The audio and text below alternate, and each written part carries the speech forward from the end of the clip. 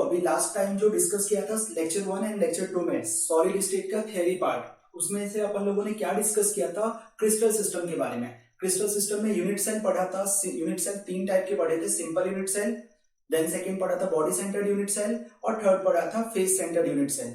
मैंने ये भी बताया था कि यूनिट सेल को रिप्लेस करके सिंपल क्यूबिक क्रिस्टल भी बोल सकते हो, क्रिस्टल भी बोल सकते हो। याद है सबको? इसलिए मैं बोल रहा हूँ पहले तुम्हें लेक्चर नंबर 1 और लेक्चर नंबर 2 अच्छे से देखना है, नोट करना है, फिर तुम्हें एक बार बुक पढ़ना है जो मैंने पढ़ाया है, बुक में तुम्हें देखना है कि कैसे कैसे लिखा हुआ है, फिर वो देखने के बाद थर्ड लेक्चर देखो जो अभी मैं बता रहा हूँ। क्लियर है?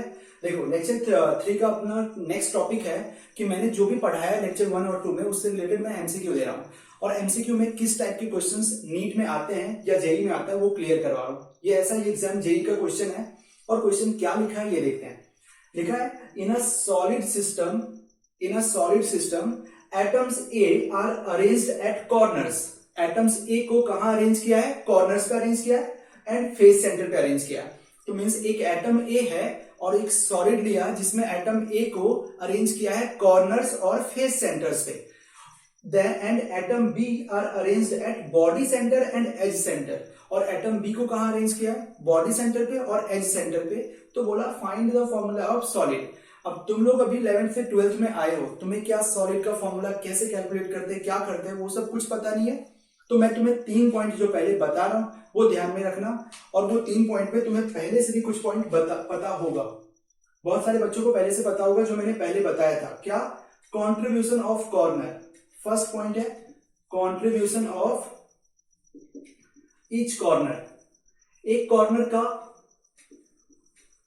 एक सिंगल कॉर्नर का कंट्रीब्यूशन क्या होता है? मैंने लिखा था 1/8। सबसे पहले ये पॉइंट याद रखना है, contribution of each corner is 1/8। Next, contribution of face, contribution of face centre. Each face centre लिख सकते हो, ईच फेस सेंटर इज 1/2। एक फेस सेंटर का कंट्रीब्यूशन कितना होता है? हाफ। याद आ रहा है? लेक्चर नंबर 1 और 2 में मैंने ये बताया है। नेक्स्ट, एक और पॉइंट है। अब तुम्हें जो नेक्स्ट पॉइंट है ये मैंने पहले नहीं बताया, वो अभी डिस्कस करेंगे। कंट्रीब्यूशन ऑफ बॉडी सेंटर और क्यूब सेंटर। बॉडी सेंटर और क्यूब सेंटर इस क्या आएगा? 1। समझ में आ रहा है क्या? मीन्स एक क्यूब के अंदर सेंटर पे एक एटम रखा है, तो उनका कंट्रीब्यूशन इस यूनिट सेल के अंदर के लिए क्या होगा? 1 ही होगा ना, वो कंप्लीट एटम है ना सेंटर पे, इसीलिए 1 लिखा मैंने। लेकिन फेस सेंटर पे अगर मैंने बोला था एटम है, तो उसका हाफ पार्ट इस यूनिट सेल में जिसमें अपन है, और दूसरा हाफ पार्ट सामने वाले रूम में है दूसरे यूनिट सेल में, इसलिए हाफ होगा कंट्रीब्यूशन। 1/8 वाला पार्ट भी बताया था, याद आ रहा है सबको? नेक्स्ट, कंट्रीब्यूशन ऑफ क्या होगा? Edge centre. एज सेंटर का कंट्रीब्यूशन क्या होगा? ये न्यू है, जो तुम्हें खुद से आइडिया सोच सकते हो। सब लोग ट्राई करो, वीडियो पॉज करो और ट्राई करो कि क्या हो सकता है, एज सेंटर का कंट्रीब्यूशन क्या हो सकता है, ये सोचो सब लोग। और एज सेंटर के बारे में किसी को कुछ पता नहीं होगा तो मैं फिर से बता रहा हूं कि अपने पास एक यूनिट सेल है, और यूनिट सेल मोस्टली अपन क्या लेते हैं? Cubic unit cell. तो उसमें एज सेंटर कैसे होते हैं? ये एज है, ये एज है, और एज के सेंटर पे मैंने किसी एटम को रखा है, तो उसे एज सेंटर बोलेंगे। तो एज सेंटर का कंट्रीब्यूशन इस रूम में, ये जो एक यूनिट सेल है इसके अंदर उसका कितना कंट्रीब्यूशन होगा? किसी को याद आ रहा होगा सर हाफ होगा, क्योंकि दिख रहा है यहाँ पे, तो हाफ होगा। या किसी का और आंसर आ रहा है, डिसाइड करके बता सकते हो क्या होना चाहिए। तो देखो मैंने क्या बोला था, जब भी तुम्हें ये डिसाइड करना है कि कोई सा एटम का कंट्रीब्यूशन डिसाइड करना है, तो उस एटम को क्या करो? तुम कवर करने का ट्राई करो, हर साइड से तुम उस एटम को कवर करो। कवर करने का मतलब क्या है? वो एटम, मैं यहाँ पे खड़ा हूं और मैं देख रहा हूं इस ब्लॉक को, इस यूनिट सेल को, तो मुझे ये एटम नहीं दिखना चाहिए। पहले तो ये देखो कि ऐसा तुम्हें 3D में ये वाला फेस आगे दिख रहा होगा, और जिस फेस पे एटम है वो पीछे दिख रहा होगा, यानी आगे से मुझे ऊपर वाला दिख रहा है, ऊपर वाला पार्ट दिख रहा है। तो मैंने क्या किया? एक सेम ब्लॉक ऊपर रख दिया, मीन्स एक यूनिट सेल ऊपर रख दिया। अब मुझे आगे से तो नहीं दिखेगा क्योंकि वो पीछे वाले लाइन में है ना, फेस पे है, लेकिन मुझे पीछे अगर मैं खड़ा हूं तो पीछे से दिखेगा। तो मैंने क्या करूंगा, मैं इसके जस्ट पीछे भी एक एटम रखूंगा और जस्ट इसके ऊपर भी एक एटम रखूंगा, तब मुझे इस एज सेंटर वाला एटम ये मुझे किसी साइड से नहीं दिखेगा।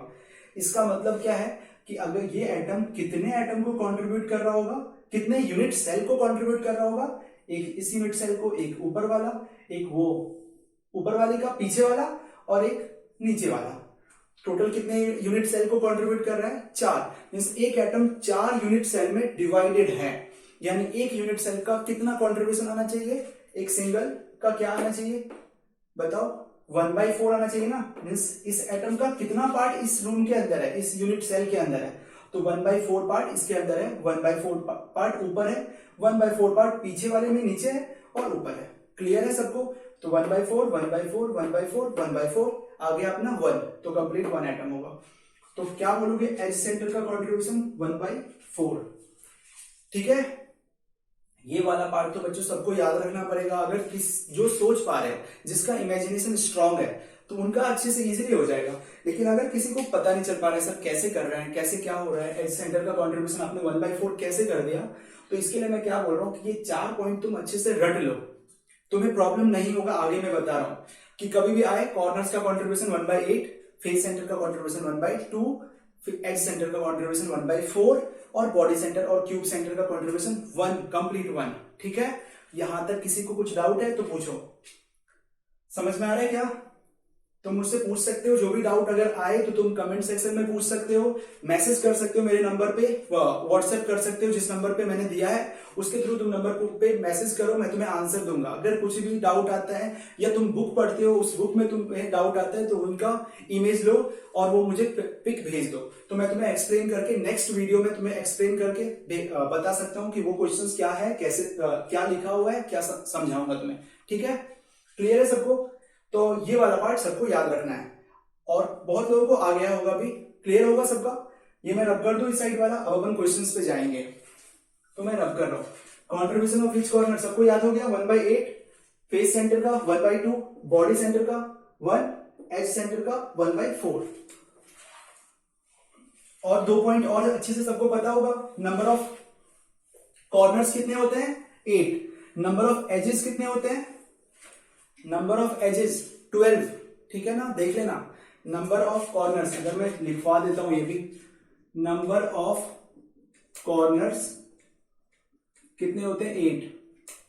एजेस कितने होते हैं, 12। नंबर ऑफ एजेस कितने होते हैं, 12। नंबर ऑफ फेसेस कितने होते हैं, 6। देख लो अपने क्यूब, अपने रूम को देखो, तुम्हें पता चल जाएगा। रूम को देखो, तुम्हें सब समझ में आएगा कितने फेसेस है। फेस का मतलब ये वॉल, देख लो अपना वॉल कितने हैं। एज का मतलब मैंने एक साइड बोला था, वो एज है, तो 12 एजेस है। ठीक है, अब क्वेश्चन सॉल्व करते हैं, स्टार्ट करते हैं अपना मेन जो क्वेश्चन है। अब फिर से रीड करो क्वेश्चन। पहले बोल, ये तो समझ में आ रहा है कि एक सॉलिड है, क्रिस्टल या लैटिस है, जिसमें एक 2 एटम है। अपने पास ए एटम है और बी एटम है। क्लियर है? पहले 2 एटम है, ए एटम है और बी एटम है। और ए एटम कहां पे अरेंज है ये देख लेते हैं पहले। कहां पे अरेंज है, कॉर्नर्स और फेस सेंटर पे। तो मैं लिख लेता हूं अच्छे से, ए एटम जो है अपना, वो कॉर्नर्स प्लस फेस सेंटर पे है अरेंज। ठीक है, ठीक है। और बी एटम जो है वो कहां पर है, बॉडी सेंटर, अंडरलाइन कर लो, यहां अंडरलाइन कर रहा हूं, कॉर्नर्स और फेस सेंटर पे है। और बी एटम का है बॉडी और एज सेंटर पे है, तो बी एटम मैंने लिख दिया body centre plus edge centre है। अब मैं इसे डायग्राम के अकॉर्डिंग निकालू, थोड़ा एक्सप्लेन करने के लिए और अच्छे से। ये अपना क्यूबिक है, यूनिट सेल है, क्यूब ही कंसीडर करना है। क्वेश्चन में लिख के भी देंगे क्यूब, यहाँ पे लिखे नहीं है, क्यूब लिख करके देते हैं। और क्या है, एटम्स ए कहां पे अरेंज्ड है, कॉर्नर्स पे है। चलो ऐसे अरेंज करते हैं, 1 2 3 4 5 6 7 8। ये सारे एटम क्या है, ए ए ए ए ए एटम, ऐसा अरेंज है। क्लियर है सबका? नेक्स्ट, और कहां पे है, फेस सेंटर पे, यानी ये फेस सेंटर पे ए है, इस फेस सेंटर पे ए है, आगे भी ए है, पीछे भी ए है, नीचे वाले फेस पे भी ए है। ठीक है, तो कितने ए हो गए, 2 3 4 5 6 हो गए। अब देखो, ये अपना हो गया ए का। अब इस एक टोटल नंबर ऑफ ए जो एक यूनिट सेल के अंदर है, इसके अंदर है, कितना ए है, कैसे फाइंड आउट करोगे?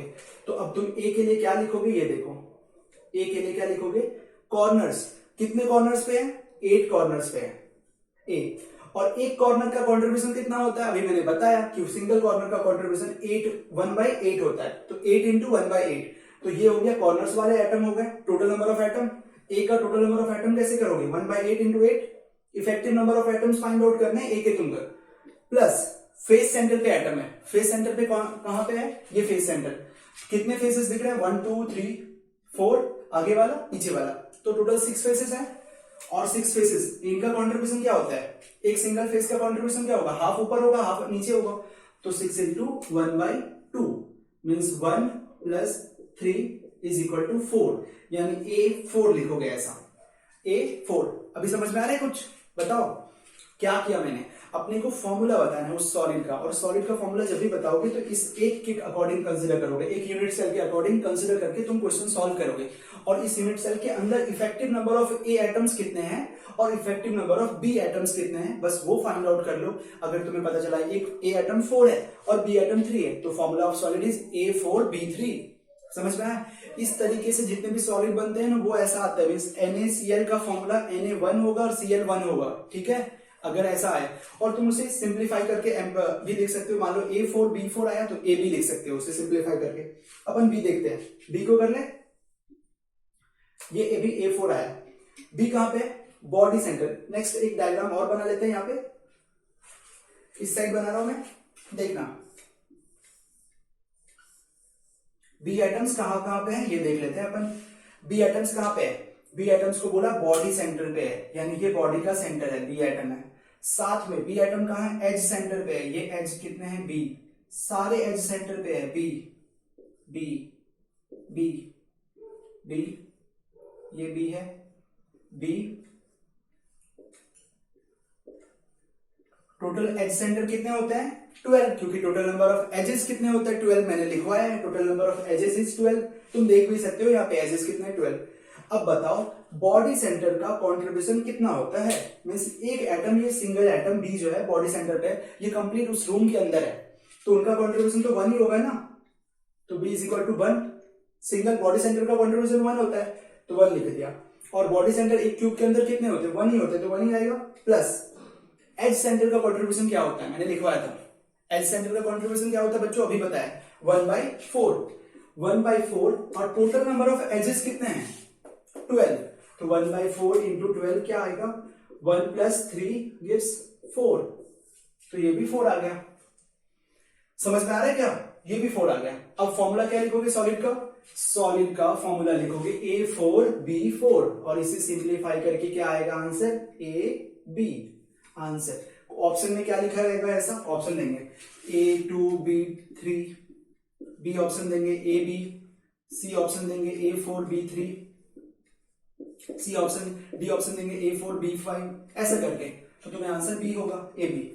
समझ में आया क्या, सबको समझ में आया? बताओ कैसे करना है एटम्स ए को अरेंज, यानी तुम्हें इसमें से अगर देखो तुम्हें ये वाला पॉइंट अच्छे से आना चाहिए, कितने कॉर्नर्स होते हैं, कितने एजेस होते हैं, कितने फेसेस होते हैं, और उनका कंट्रीब्यूशन क्या होता है वो पता होना चाहिए। सारे क्वेश्चंस तुम आराम से सॉल्व कर सकते हो, कोई प्रॉब्लम नहीं होगा, ठीक है।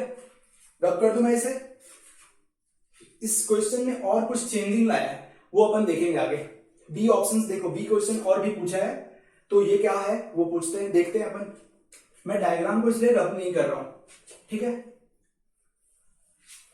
अपन इसका सॉल्यूशन हटा दिया, ए बी आंसर आया, फर्स्ट वाले क्वेश्चन का आंसर क्या आया, ए बी। क्लियर है सबको, बताओ सबको समझ में आ रहा है अभी तक? नेक्स्ट पढ़ते हैं अपन, नेक्स्ट क्वेश्चन क्या पूछा है, इफ ऑल द, रीड करो इसे, if all the face centres atom along one of the axis. पहले ये बताओ कि क्या बोला है, face centre atoms along one of the axis are removed, यानी फेस सेंटर एटम्स को किसी एक एक्सिस के अलोंग रिमूव कर दिया, तो जो नया फॉर्मूला बनेगा लैटिस का वो बताओ क्या होगा। अब तुम ये बताओ कि फेस सेंटर पे कौन सा एटम अरेंज है, ए अरेंज है या बी अरेंज है, तो इसके लिए तुम्हें ऊपर वाला क्वेश्चन पढ़ो, क्योंकि ये क्वेश्चन ऊपर वाले से ही रिलेटेड है, पूछा है। तो क्या होना चाहिए आंसर बताओ, कौन सा एटम है फेस सेंटर पे, फेस सेंटर पे ए एटम है ना, बी एटम तो कहां पे है देखो ना, बॉडी सेंटर पे और एज सेंटर पे। तो ए में ही प्रॉब्लम आएगा ना, क्योंकि बोला क्या है इसने कि फेस सेंटर वाले एटम को रिमूव कर दिया एक एक्सिस के अलोंग, लेकिन कुछ भी इसने छेड़छाड़ नहीं किया है, बॉडी सेंटर एटम और एज सेंटर एटम को छेड़छाड़ नहीं किया है। मीन्स क्या बोला, कोई एक एक्सिस ले लो, मैंने जैसे ये वाला एक्सिस ले लिया, ठीक है, जिसमें ये वाला फेस सेंटर एटम और ये वाला फेस सेंटर एटम, जो ये वाला फेस सेंटर एटम है, ये वाला फेस सेंटर एटम, इसे रिमूव कर दिया। इस एक्सिस में जो एटम आ रहे थे फेस सेंटर ये वाला आ रहा था, ये वाला आ रहा था। तुम सोचो कि अगर अपने पास ये एक क्यूब है और इस क्यूब के अंदर मैं अगर एक एक्सिस लूं जो फेस सेंटर से पास हो, तो फेस सेंटर एक ये है और ये एक फेस सेंटर ये है, ये दो एटम ही रिमूव होंगे ना, और कोई फेस सेंटर वाला एटम रिमूव होगा क्या बताओ? मीन्स ये वाला फेस सेंटर, ये वाला फेस सेंटर रिमूव होगा क्या?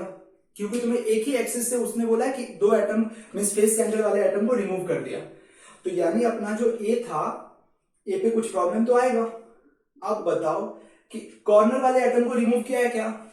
कॉर्नर वाले एटम को कुछ भी नहीं किया, यानी फॉर्मूला 1/8 जो एक सिंगल कॉर्नर का था और टोटल नंबर ऑफ एटम 8 थे, वो तो रहेगा ही, प्लस अब अपने पास ये ए एटम और ये वाला ए एटम रहा क्या? नहीं रहा। यानी अपने पास फेस सेंटर का कंट्रीब्यूशन तुम्हें पता है 1/2 होता है, लेकिन अभी अब कितने फेस पे एटम अरेंज है? इस वाले फेस पे अरेंज है, इस वाले फेस पे अरेंज है, आगे वाले फेस पे अरेंज है, पीछे वाले फेस पे अरेंज है, लेकिन ऊपर वाले फेस और नीचे वाले फेस के सेंटर का एटम को रिमूव कर दिया उन्होंने। तो ऊपर और नीचे वाले फेस सेंटर एटम को रिमूव कर दिया, तो अब कितने फेस सेंटर एटम रह गए? 1 2 और आगे वाला पीछे वाला 4। तो अब तुम 4 से ही मल्टीप्लाई करोगे ना। समझ में आ रहा है क्या? क्योंकि अभी फेस सेंटर एटम टोटल नहीं है, सारे एटम नहीं है, दो एटम को तो उसने रिमूव कर दिया, तो इसका कंट्रीब्यूशन क्यों आएगा? ये तो है ही नहीं ना, अब यहाँ पे कोई सा एटम ही नहीं है, तो 4 से मल्टीप्लाई किया, तो क्या आ गया? 1/8 इंटू 1 प्लस 2 गिव्स 3। अब तुम बोलोगे सर बी पे क्या होगा, कुछ फर्क पड़ेगा क्या? नहीं, बी को तो कुछ किया ही नहीं है ना, तो बी का तो बॉडी सेंटर पे था एक और एज सेंटर पे 1/4 था, इंटू 12 एज सेंटर थे, टोटल 4 एटम आया था। तो अब फॉर्मूला क्या बन जाएगा? A3B4। ये आंसर होगा करेक्टेड बी का। न्यू लेटेस्ट जो फॉर्म होगा उसका फॉर्मूला होगा A3B4। किसी को डाउट है तो पूछ लेना। ये था अपना, ऐसे ही लेटेस्ट के क्वेश्चंस सॉल्व करने अपने को। ओके।